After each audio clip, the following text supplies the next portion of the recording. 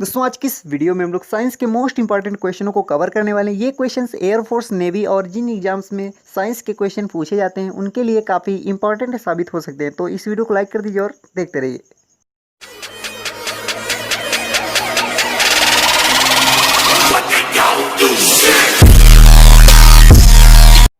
दोस्तों हमारा first question दिया है कि पदार्थ का परमाणु सिद्धांत किसने प्रतिपादित किया था। तो इसमें आप लोगों को ऑप्शन दिए गए। ऑप्शन नंबर ए दिया गया एवोगैड्रो, उसके बाद बी दिया गया डाल्टन, सी दिया गया न्यूटन या फिर डी पास्कल। तो जल्दी से बताइए फ्रेंड्स, इसका करेक्ट आंसर कौन सा होगा। इसका correct answer option number B हो जाएगा डाल्टन। इन्होंने बताया था कि परमाणु जो होता है ये छोटे छोटे अविभक्त कणों से मिलकर बना होता है। परमाणु जो होता है ये छोटे छोटे अविभक्त कणों से मिलकर बना होता है। तो अगले क्वेश्चन की ओर बढ़ते हैं हम लोग। दोस्तों हमारा सेकेंड क्वेश्चन दिया है कि कौन से दो आधारभूत बल दो न्यूट्रॉनों के बीच आकर्षक बल उपलब्ध करा सकते हैं। तो इसमें आप लोगों को ऑप्शन दिए गए। ऑप्शन नंबर ए दिया गया गुरुत्वीय और स्थिर वैद्युत, ऑप्शन नंबर बी दिया गया है कुछ अन्य बल, ऑप्शन नंबर सी दिया गया है गुरुत्वीय और नाभिकीय, और ऑप्शन नंबर डी दिया गया है स्थिर वैद्युत और नाभिकीय। तो पहले आप क्वेश्चन को ध्यान से पढ़ें। कौन से दो आधारभूत बल दो न्यूट्रॉनों के बीच आकर्षक बल उपलब्ध करा सकते हैं। जैसे ये दो न्यूट्रॉन हैं, इनके बीच आकर्षक बल उपलब्ध करा सकते हैं। कौन से बल हैं आप लोगों को बताना है। तो ऑप्शन नंबर सी इसका राइट आंसर हो जाएगा, गुरुत्वीय और नाभिकीय बल। आप लोग यहाँ पर ध्यान से देखिए, जैसे ये दो न्यूट्रॉन हैं, इनके बीच में जो आकर्षक बल होता है ये बिल्कुल निम्न होता है, ना के बराबर होता है। यहाँ पर बोला गया है कि कौन से दो बल हैं जो इन दोनों के बीच, इन दो न्यूट्रॉनों के बीच आकर्षक बल उपलब्ध करा सकते हैं। तो कौन सा ऑप्शन सही हो जाएगा। ऑप्शन नंबर सी इसका करेक्ट आंसर हो जाएगा, गुरुत्वीय और नाभिकीय बल। चलिए दोस्तों अगले क्वेश्चन की ओर बढ़ते हैं हम लोग। दोस्तों हमारे नेक्स्ट क्वेश्चन दिया है कि जब दो परमाणुओं के बीच आबंध बनता है तो प्रणाली अर्थात समुदाय ऊर्जा ऑप्शन नंबर ए दिया है वर्धित होती है, ऑप्शन नंबर बी दिया है घटती है, या फिर सी वैसी ही रहती है, ऑप्शन नंबर डी दिया गया है बढ़ती या घटती रहती है।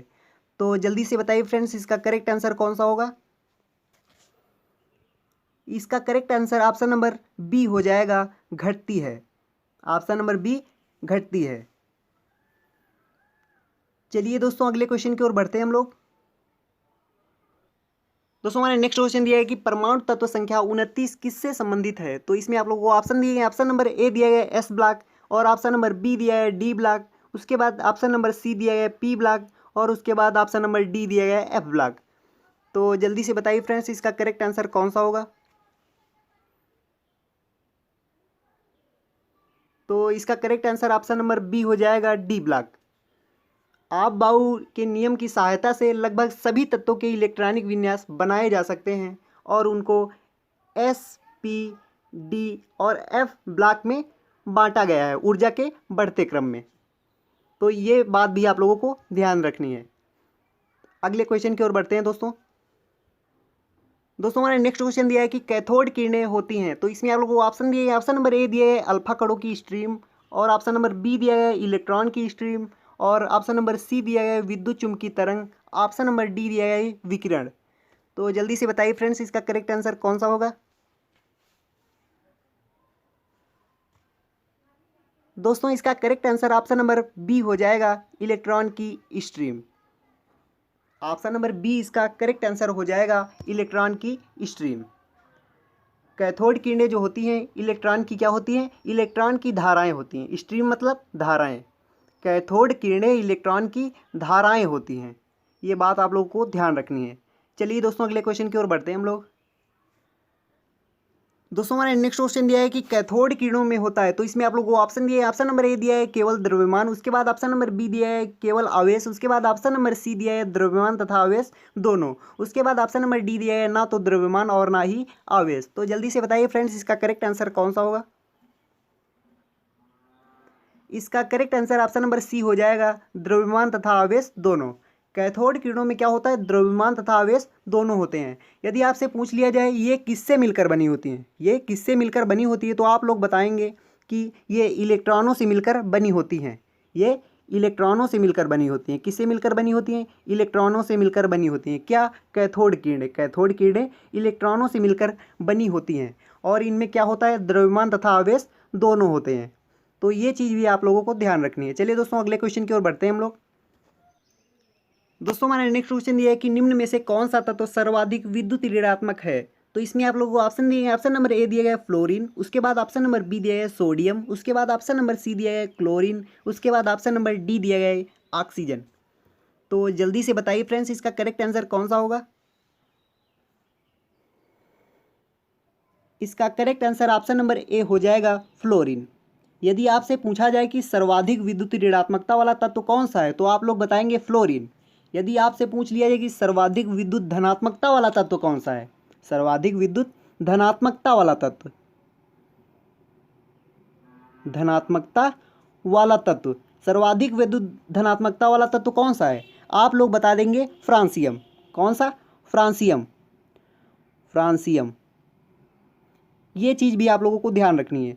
चलिए दोस्तों अगले क्वेश्चन की ओर बढ़ते हैं हम लोग। दोस्तों हमारा नेक्स्ट क्वेश्चन दिया है कि किसी तत्व के रासायनिक गुण निम्न में से कौन तय करता है। तो इसमें आप लोगों को ऑप्शन दिए, ऑप्शन नंबर ए दिया है प्रोटॉनों की संख्या, ऑप्शन नंबर बी दिया है इलेक्ट्रॉनों की संख्या, या फिर ऑप्शन नंबर सी दिया गया है न्यूट्रॉनों की संख्या, ऑप्शन नंबर डी दिया गया है उपर्युक्त सभी। तो जल्दी से बताइए फ्रेंड्स इसका करेक्ट आंसर कौन सा होगा। इसका करेक्ट आंसर ऑप्शन नंबर कौन सा होगा, जल्दी से बताइए। इसका correct answer option number B हो जाएगा इलेक्ट्रॉनों की संख्या। किसी तत्व के रासायनिक गुण निम्न में से कौन तय करता है, इलेक्ट्रॉनों की संख्या तय करती है। तो चलिए दोस्तों अगले क्वेश्चन की ओर बढ़ते हैं हम लोग।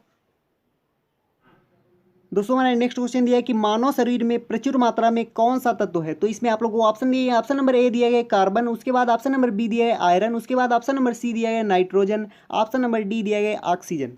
तो जल्दी से बताइए फ्रेंड्स इसका करेक्ट आंसर कौन सा होगा।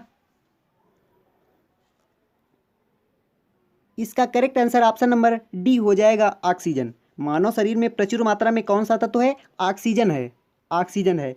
ऑक्सीजन लगभग कितने परसेंट है, 65%, 65% ऑक्सीजन है मानव शरीर में, लगभग 65% ऑक्सीजन है।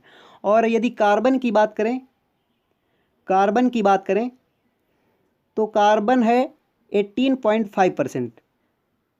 ये चीज़ भी आप लोगों को ध्यान रखनी है। यदि आप लोगों से पूछा जाए हाइड्रोजन कितना है, हाइड्रोजन कितना है, हाइड्रोजन यदि आपसे हाइड्रोजन की बात करें तो हाइड्रोजन कितना है 9.5%, 9.5%।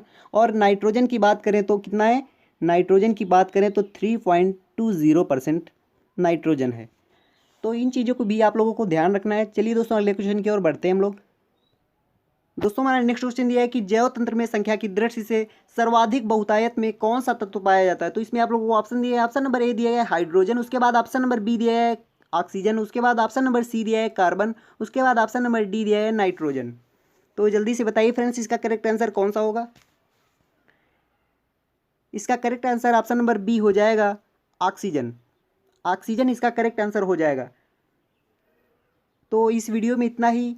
यदि आप लोग ऐसे ही वीडियो और पाना चाहते हैं तो इस वीडियो को लाइक कर दीजिए। यदि आपने पहले से ही चैनल को सब्सक्राइब करके बेल आइकन ऑन किया हुआ है तो थैंक यू वेरी मच। नहीं किया है तो अवश्य कर लें, क्योंकि मैं आपके लिए रोजाना ऐसी ही वीडियो लेकर आता रहता हूँ। जय हिंद, वंदे मातरम।